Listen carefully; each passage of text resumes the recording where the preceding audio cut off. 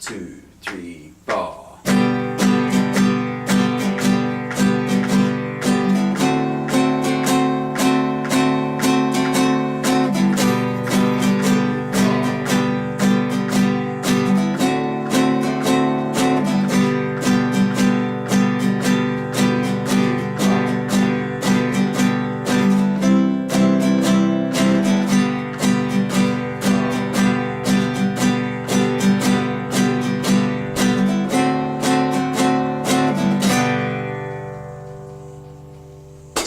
Hi, Brendan from musiqhub, Hawke's Bay here again. I was going to go over the strumming and the chords for Camptown races. Let's have a look at how they go. First chord we need to know how to play is G. So we'll take our first finger, put it in the 2nd fret area of the 5th string. Our second finger will go in the 3rd fret of the 6th string up the top here. And our third finger will be 3rd fret of the 1st string. Okay? So remember to try and get your fingertips as close to those fret wires as possible without being on top of them.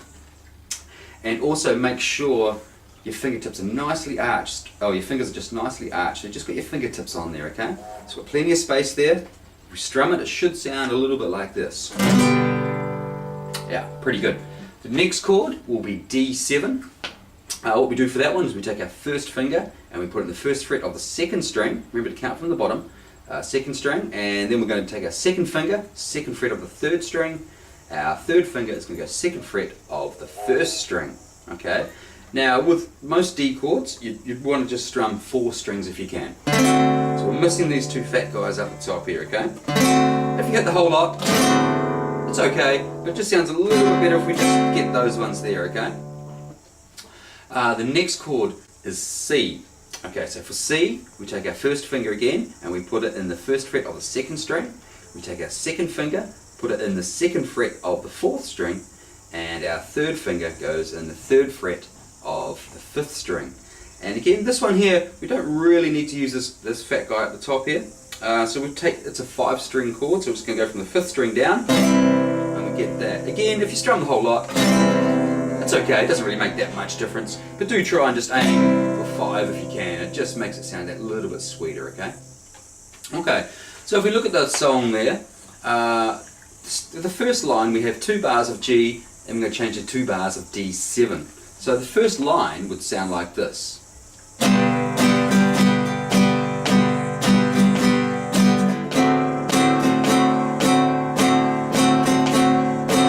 Okay, I'm pretty much going to use the same strum for the whole song. What I'm actually doing there, 1, 2, and 3, 4. So that would be down, down, down, up, down, down. 1, 2, no, it's down, down.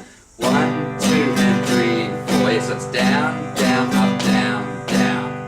1, 2, and 3, 4. So you can see how it's much better for me to count in numbers than it is saying down, down, up, up, up, down, all these sort of crazy things. I find it much easier if I say to myself 1, 2, and 3, 4.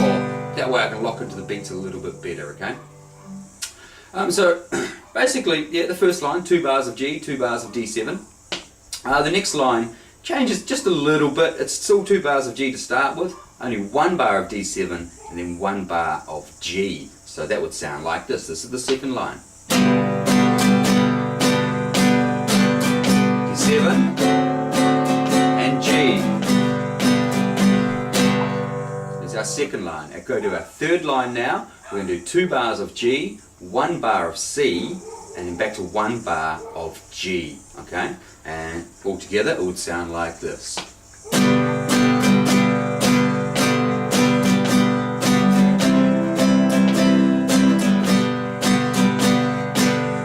just like that. The last line, it's exactly like the second one.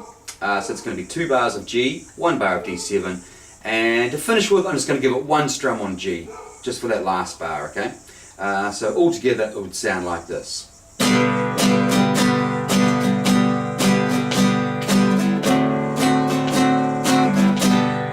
3, 4, okay? It might take a little bit of time to get those chord changes down, so don't feel like you've got to try and keep up to the pace of how I just played it there, or playing along with the track that came before this. Start it off nice and slow, get those chord changes in there. Make sure you can change to the chords whenever you want, okay? Good luck with that, and have some fun with it. Play along with the track. I think you'll enjoy this one. Cool, thank you.